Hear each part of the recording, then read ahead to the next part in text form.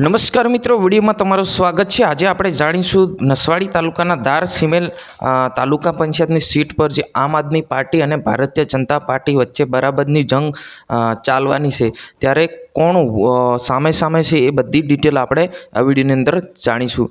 હું શૈલેષ ભીલ, તમે જોઈ રહ્યા છો ઈકે ચેનલ। વિડીયોને અંત સુધી જોજો ને આપણી ચેનલ પર નવા હો તો ચેનલને સબસ્ક્રાઈબ કરીને લાઇક કરી નાખજો। મિત્રો, તમને ખબર છે અમે ગુજરાતભરની એટલે કે ગુજરાતભરની માહિતી જે છે એ તમારા સુધી પહોંચાડવાનું કામ અમે કરી રહ્યા છે લગાતાર।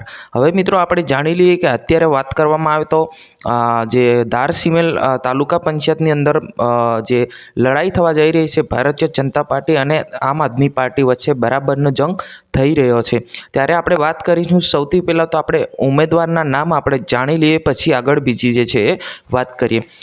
સૌથી પહેલાં આપણે આમ આદમી પાર્ટી તરફથી જે ચૂંટણી લડી રહ્યા છે ડુબિલ સુનીતાબેન માલજીભાઈ, એ આમ આદમી પાર્ટીમાંથી ટિકિટ એમને આપવામાં આવી છે અને આમ આદમી પાર્ટી તરફથી તાલુકા પંચાયતની જે સીટ જે છે એ લડી રહ્યા છે। અને એમની સામે છે રંગીતાબેન વિનોદકુમાર ડુબિલ, એ આ ભારતીય જનતા પાર્ટીમાંથી ચૂંટણી લડી રહ્યા છે।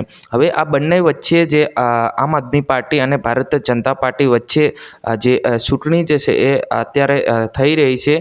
હવે કોંગ્રેસમાંથી કોણ છે એ આપણને નામ આપવામાં નથી આવ્યા, પરંતુ જે રીતના આપણે ફક્ત ને ફક્ત કેન્ડિડેટના નામ આપણે વાતચીત કરી રહ્યા છે, એવું નથી કે તમે આટલા વોટથી જીતી જશો, આ જીતશે, પેલા જીતશે, એવું બિલકુલ બી નથી મિત્રો। આ ફક્ત ને ફક્ત આપણે વાત કરી રહ્યા છીએ કે ભાઈ ઉમેદવારના નામ આપણે જાણી રહ્યા છે કે ભારતીય જનતા પાર્ટીમાંથી રંગીતાબેન વિનોદકુમાર ડુબિલ અને આમ આદમી પાર્ટીમાંથી ડુબિલ ગુસીબેન માલજીભાઈ, આ બંને વચ્ચે જે આમ આદમી પાર્ટી અને ભારતીય જનતા પાર્ટીની બે વચ્ચે આ ચૂંટણી થવા જઈ રહી છે।